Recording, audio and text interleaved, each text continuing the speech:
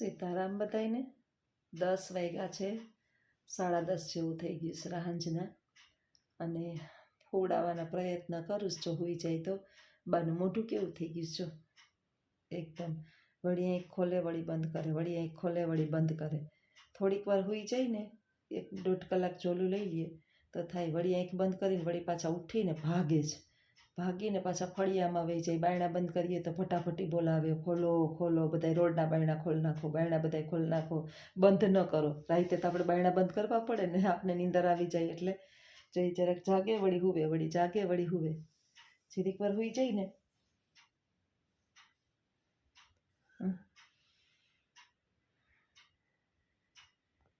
મોટું કેવું જો આમ છે ને, આમ હા ઓલા થઈ ગયા છે હવે. અલા અશક્ત ના હોય, એટલે એકદમ વૃદ્ધાવસ્થા આમ વધારે પડતી દેખાય છે હમણાં થોડાક સમયથી. થોડીક વાર પાસે બેહું જો હુઈ જાય તો, હાથને ફેરવું માથામાં. નાનું છોકરું હોય ને, કામકાજ બાનું એવું છે ને, મા પાસે બેહે તો જ હુવે. જો આખું મોટું ઓલું થઈ ગયું છે બાનું. મારે છોકરી દીકરી નહોતી ને એટલે મારો અફસોસ ન રહે કે ભગવાને મને દીકરી દઈ દીધી. હાહુના રૂપમાં અત્યારે મારી નાની બેબી થઈ ગઈ. કીર્તિબેન કહેતા હતા કે જ્યોત્સનાબેન તમારી અંદર છે ને બાને માયા બહુ છે, એ માયા છોડાતી નથી. ઘણા એમ કહેતા હતા કે તમારી હોશિયાર, હા વર્ષાબેન, કે તમારા ફેવરિટ સ્ટુડન્ટ છે. સાચી વાત છે, બા છે ને એ મારા ફેવરિટ સ્ટુડન્ટ જ છે.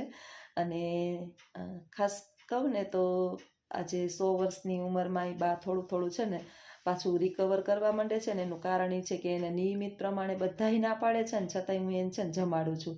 કારણ કે મારે ખાલી સાફ જ કરવું પડે, પણ ભૂખ્યું તો ન રખાય. એટલે અનાજ લહે ત્યાં સુધી તો વાંધો નહીં આવે, એમ ગાયત્રીબેન એ કહેતા હતા. જીવે ભગવાન એને જેટલું આયુષ્ય છે એટલું બધું ભોગવવા દે. કારણ કે સૌથી મોટું તકલીફ છે ને એને માનસિક તકલીફ થાય છે ને એ છે. બાકી તો આપણે વૃદ્ધો આપણે સેવાય કરી લઈએ, ટોયલેટ બાથરૂમ એ સાફ કરી લઈએ, એમાં કાંઈ નવાઈની વાત નથી. એ તો આપણે આપણા છોકરાઓના મેં કર્યા જ છે. મારા છોકરાઓના તો એક છોકરું જ છે મારું, એનો તો કોઈ પ્રશ્ન નથી. આપણે વરહદીનું બાળક થાય ને, જન્મે ને એ પછી એને કાંઈ ખબર જ ના હોય, એનું છીપી છીપી ચાલુ જોઈને આપણે પ્રેમથી કરતાય હોય, એને કંઈ મારતા ન હોય. પણ એની માનસિક સમતુલા બરાબર દે ને તો જો આખું ખોલીને જોવે વળી પાછી બંધ કરે. બાએ છે ને એની લાઈફની અંદર જૈનમાં ને એ બા એક જ સંતાન છે. પછી એના પિતાજી જે છે એનું મૃત્યુ થઈ ગયું હતું. પછી બાનું બીજું કોઈ સંતાન નથી. એટલે બિચારા જન્મથી લઈને આપણે એમ કહીએ ને કે એણે બહુ સુખ નથી જોયા. સાસરે આવ્યા તોય ઢહેડા ઢહેડા ને ઢહેડા. 4 દીકરીઓ 2 દીકરા, અને એની જીવનની અંદર કંઈ સુખ આપણે કહીએ ને તો ઢહેડા જ કર્યા છે. એટલે આ જાતિ જિંદગીએ ભગવાન બાને બહુ ન દેખાડે ને તો આપણે એમ થાય કે બહુ સારામાં સારું કહેવાય. ભગવાન એને એના ધામની અંદર લઈ લે અને બોલાવી લે તો વાંધો ન આવે. વળી આંખ ખોલે વળી બંધ કરે, વળી આંખ ખોલે વળી બંધ કરે. બસ તમારા બધાના આશીર્વાદ અને મારા પ્રયત્નોથી બા મારા હાથમાં હચવાઈ જાય અને કૈલાસ ધામ પામે. બાકી જો આપણે થઈને જાય સૂતા નથી, જાગે છે, હલે છે. વળી હુઈ જઈને વળી જાગે. તો તમારા બધાના આશીર્વાદ ખૂબ છે અને મદદ પણ ખૂબ છે. તો હાલો મિત્રો, આવજો. આગળ થોડીક વાર હુઈ જાય તો હું મારું થોડુંક કામ છે એ પૂરું કરી લઉં. આવજો બધાય. સીતારામ. કદાચ માનવ છે ને એ આપણી ભૂલો માફ કરી દે, ભગવાન ભૂલ માફ કરી દે, પણ કર્મ આપને છોડતું નથી. જેમ ગાય જે છે ને એ સાંજના સમયે એના વાછરડાને ગોતી લે ને, એમ કર્મ એ આપને ગોતી જઈએ છે. એટલે ઉઠી ઉઠીને આજે બસ જો હું મારું કર્મ બાંધવા માંડી છું. એટલે બને ત્યાં સુધી આપણાથી થાય ત્યાં સુધી કરીએ. પછી જઈએ બાની જેમ હાથ પગ ન હાલે. હું તો ઈશ્વરને પ્રાર્થના કરું કે ઈશ્વર લાંબી જિંદગી જ ન આપતો, જ્યાં સુધી હું હાલી ચાલી શકું અને મારી અહીંથી સ્વતંત્ર છું ત્યાં સુધીની જિંદગી બરાબર છે. બાકી તારા ધામની અંદર બોલાવી લેજે. ના, બહુ લાંબુ આયુષ્ય જે છે ને ખરેખર આપણા માટે સારું નહીં. જીવનમાં બધું જ સારું, બહુ લાંબુ આયુષ્ય સારું નહીં. કારણ કે મનુષ્યને આપણી કિંમત ત્યાં જ સુધી છે કે જ્યાં સુધી આપણે કામ કરીએ છીએ, કામીન દઈએ છીએ. જે દિવસે ભગવાન છે ને, ભગવાન એની પ્રતિષ્ઠા ભાંગી જાય ને એટલે એની પધરાવી આવે છે. ભગવાનની મૂર્તિ તૂટી જાય તો ભગવાનને પાણીની અંદર પધરાવી નાખે છે. વિચારવાનું કે ભગવાનને જો ઘરમાં તૂટેલા ફાટેલા માણસો સહન ના કરતા હોય, ભગવાનની પ્રતિમાને તૂટેલા ફૂટેલા ઘરની અંદર સહન ન કરતા હોય તો માનવને ક્યાંથી રાખશે.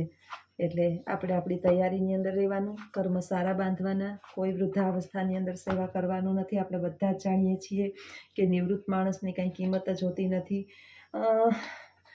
આપણે એમ કહીએ છીએ કે બુદ્ધિશાળી બનીએ. નાના હોય ત્યારે બુદ્ધિ ના હોય, પ્રૌઢ થઈએ પછી બુદ્ધિ આવે.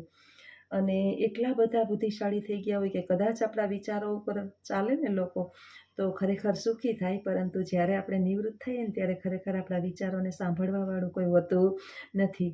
બીજા હજી સાંભળશે 5 જણા કે ખરેખર કેટલી બુદ્ધિ છે, પરંતુ ઘરના તો બિલકુલ સાંભળશે નહીં. ઓલી એક કહેવત છે કે ઘર કી મુર્ગી દાલ બરાબર. એમ જીવનમાં આવું જ છે મિત્રો. તો ભગવાન પાસે પ્રાર્થના કરવાની કે હે હરિ, હે મારા દ્વારકાધીશ, હે કરુણાના સાગર, એક કરુણા અમારી ઉપર પણ કરજે કે જ્યાં સુધી અમે હાલીએ ચાલીએ ને ત્યાં સુધી જ આ પૃથ્વી ઉપર અમારું સ્થાન હોય. જે દિવસે અમારું આ શરીર અશક્ત બની જાય, લાચાર બની જાય, અથવા તો કંઈ કામ ન કરી શકવા માટે, કંઈ કામ કરવા માટે સક્ષમ ના રહીએ, તે દિવસે તું તારા ચરણોની અંદર અમને બોલાવી લેજે. બાને હાલત જોઈ અને આપણે એમ થાય છે કે આવું જીવન જે છે ને ભગવાન આપણા 7 ભવના દુશ્મનને ન આપે.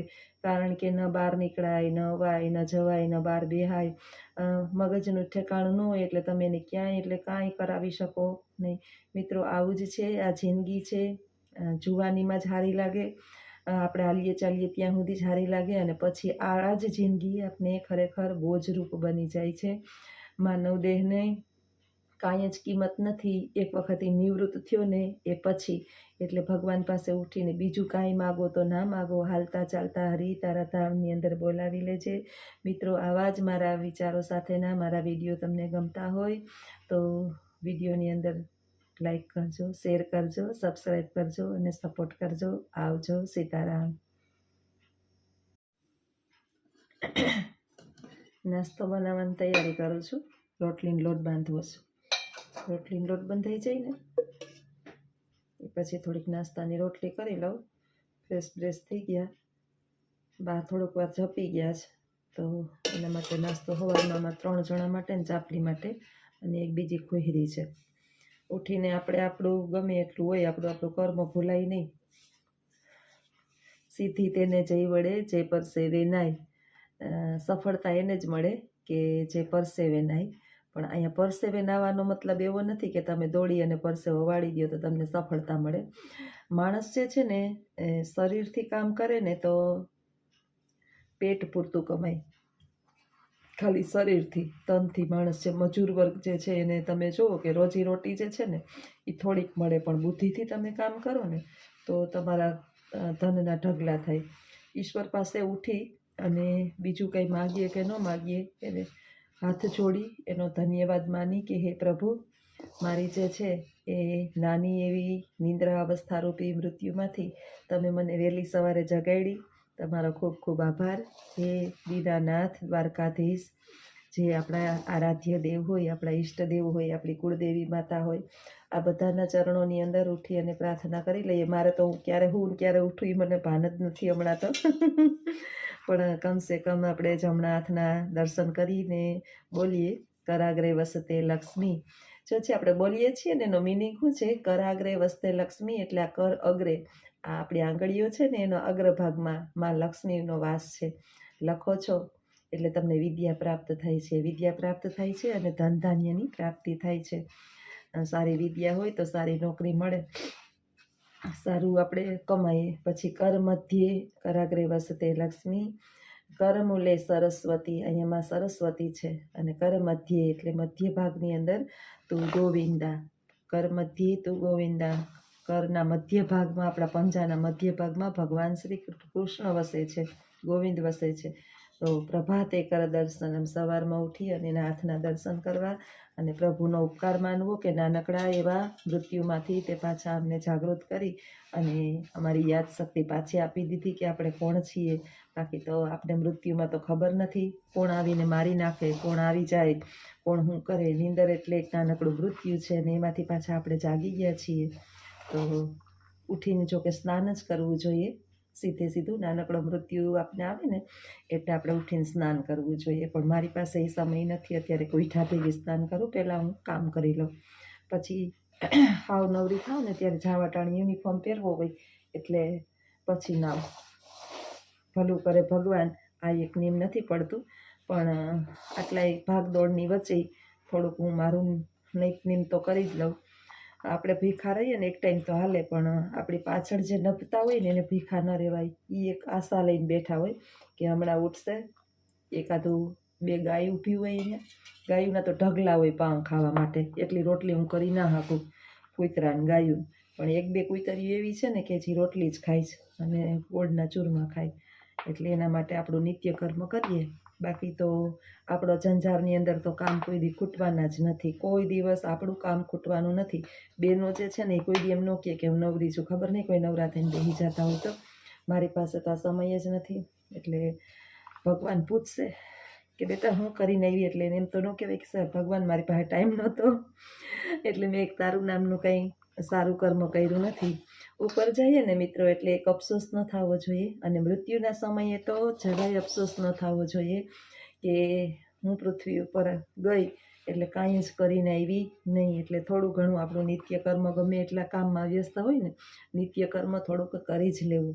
કારણ કે બધુંય મૂકીને વયા જાઉં, સાથે લઈને જાઉં તો આપણા કર્મ લઈને જાઉં.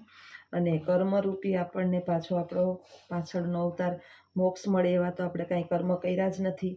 એટલે અવતાર તો મળવાના જ છે. તેને 84 લાખ યોનિની અંદર આપણા અવતાર થવાના છે. આપણે ઘણી વખત વિચાર આવે કે ભગવાને આ પૃથ્વી ઉપર આ પ્રકૃતિનું સર્જન કર્યું ત્યારે બધું જે છે ને એ પાછું બનાવ્યું એણે. જીવ, સજીવ, પશુ, પક્ષી, નાના નાના જીવડા, આ બધું જ બનાવ્યું. તમને એમ થાય કે ઉઠીને ભાષણ આપવા માંડ્યા. ભાષણ નથી, આ સમજવા જેવી વાત છે કે આપણે જીવડાને જોઈને એની કાંઈ કિંમત કરતા નથી. હાવ નાના નાના તુચ્છ જીવડા છે, પશુ છે, પક્ષી છે, માનવ છે, બધા જ છે. તો આ શું છે? આ આપણા જ એક કર્મના ફળ છે કે તમે કઈ કર્મને કારણે કયો જન્મ પામશો. પાછા ઘણા માણસ જે છે ને જીવતે જીવતા ગધેડા હોય, જીવતે જીવતા ગધેડા હોય, બસ ઢહેડો જ કરે, ઉઠે ત્યાંથી ઢહેડો, અને કમાતા તો એટલું જ હોય. અને ઘણા માણસ જે છે ને પૃથ્વી પર બેઠા બેઠા રાજ કરતા હોય. આ જે છે એના કર્મના પરિણામે હોય. એટલે આપણે માણસની યોનિમાંય ઘણા બધા પશુ પક્ષીઓના કર્મ એનો અવતાર ભોગવતા હોઈએ. તો 84 લાખ યોનિની અંદર આપણો અવતાર આવે, એમાં પછી ફરીને એક વખત માનવ દેહ આવે. અને આ માનવ દેહ જો આપણે મેળવવો હોય ફરીથી, જોકે મને તો બહુ કંટાળો આવે છે કે આવો માનવ દેહ આપે ને ભગવાન, એના કરતાં આવે મોક્ષ આપી દે ને તો સારું. ઈશ્વરને કાયમ ચરણોની અંદર પ્રાર્થના કરું કે ઈશ્વર 1 લાખ યોનિની અંદર અવતાર આપતો નહીં, તારા ચરણોની અંદર બેહાડી રાખજે, તારા હૃદયની અંદર સ્થાન આપી દેજે દ્વારકાધીશ. જાણતા અજાણતા કંઈક કર્મ થયા હોય ખરાબ તો ખબર નહીં, બાકી તો મારું જીવન તો જે છે ને એ કામની અંદર જ ગયું છે. તો આ જીવ, પશુ, પક્ષી, નાના તુચ્છ જીવડા જે છે જે સાવ આપણે એમ થાય છે કે કાંઈ શું કામના હશે. તો આ બધાય માટે થઈ અને આપણે મુક્તિ પામવી હોય તો સારા કર્મ કરવા પડે. અને એના માટે આપણે સારું કર્મ કરવું પડે. કારણ કે કર્મ વિના તો બધું નકામું જ છે. કર્મ કોઈને છોડતું નથી. માનવ કદાચ છોડી દે, પરંતુ કર્મ 2 દિવસ થયા છે ને ઠંડી એ બહુ જ પડે છે. એકદમ ઠંડી પડે છે, ઠાર જેવું. અને પવન એવો બહુ પવન છે બારોબાર કે બારી બારણા તો બધુંય બંધ જ રાખવું પડે. અને ઉઠીને ચા ન પીવું ને ત્યાં સુધી આમ કામમાં મજા ન આવે. ગરમ પાણી મૂકી દીધું છે પીવાનું. અત્યારમાં ઉઠીને 2 ગ્લાસ ગરમ પાણી પી લઉં અને પછી ચા પીવું. ચા જો કે સ્વાસ્થ્ય માટે સારું નહીં બધા એમ કહે છે, પણ મને ચા વિના ન હાલે. ચા પીવું ને તો જ મારો દી ઉગે. ત્યાં સુધી કંઈ કામે મને ન ઉકલે. ક્યાંક બહાર ગામ ગઈ હોય ને તો એ ચા ન જડે ને તો ઉકલે, મજા ન આવે. અત્યારમાં મારા રસોડાની અંદર માં અન્નપૂર્ણા છે, સરસ મજાની મારા ઘરની અંદર મેં પ્રતિમા રાખી છે. ભોળાનાથ ને અન્નપૂર્ણામાં દરેકના રસોડાની અંદર રખાયા એમ કહે. વાસ્તુશાસ્ત્રનો દોષ હોય ને એ ટળે. એટલે માતાજી પાસે ઊભી ગઈ છું. પાણી નહીં મૂકી દીધા, ચા ને પાણી એક બાજુ બે બાજુ થઈ જાય એટલે હમણાં પી લઉં. આપણા પેટની ચરબી હટાડવા માટે, પછી પેટ આંતરડાની સફાઈ માટે અને સ્વાસ્થ્યને થોડુંક હેલ્થ રાખવા, સારી રાખવા માટે થઈને ઉઠી અને થોડું પાણી, બહુ ગરમ પાણી નહીં, એ બને ને એટલું પીવું. એ સ્વાસ્થ્ય માટે બહુ જ સારું છે. એટલે હું તો પીવું છું. પેટ આપણું છે ને સાફ થઈ જાય. ચાલો પાણી પી લો ને પછી ચા પીવું. સીતારામ બધાયને. પથારીમાંથી ઊભું થવાનું મન નથી થતું.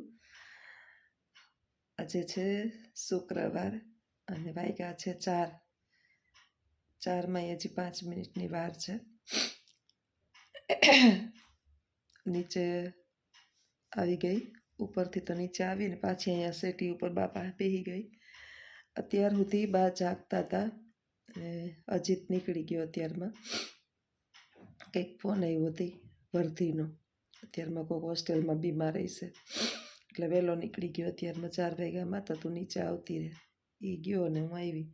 અત્યાર સુધી બા જાગતા હતા ને 12 વાગ્યા સુધી હું જાગી. 12 વાગ્યા પછી 4 કલાક આપણે તરત કંઈ હુતા ભેગું એની સેકન્ડે નીંદરતા ના આવી જાય. એટલે 4 વાગ્યા સુધી 3-3.5 કલાક મેં નીંદર કરી. 3-3.5 કલાક નીંદરમાં માણસને કેટલીક નીંદર થાય, આંખું ખુલતી જ નથી. એમ પાછી હુઈ જાવ. અત્યારે એ લંબાઈ વાસજો. અત્યારે હવે ઠેઠ ઉતા નીચે. ઉપર તો એને સેટી ઉપર તો હુવડાવાય નહીં, ગમે તો એ નીચે નીંદરમાં ખાપ કે આપણે નીંદર આવી જાય. કંઈ 24 કલાક આપણે જાગતા તો ન હોય. એટલે નીંદર આવી છે. તો વાગી ગયા છે 4. હવે ફ્રેશ થઈ જાઉં, કામ કરી લઉં. ઘણા બધા કપડાં બધા છે એના. આજ તો કંઈક બાથરૂમ જ લગભગ કર્યું છે. ભીના એક બાજુ ના પડ્યા છે તો બદલાવી નાખું.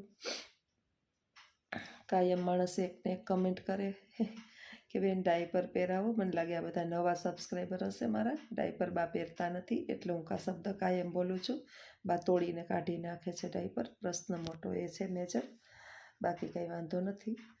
તો હાલો ફ્રેશ થઈ જાઓ અને પછી આપણે આગળ વિડીયોની અંદર મળીએ. આંખ ખુલતી નથી હજી મારી. ઉઠીને વિચાર આવ્યો કે મારી યુટ્યુબ ફેમિલીને મારું મોઢું બતાડી દઉં અને મારા વિચાર એના સુધી પહોંચાડી દઉં. હાલો આવજો, આગળ મળીએ વિડીયોની અંદર.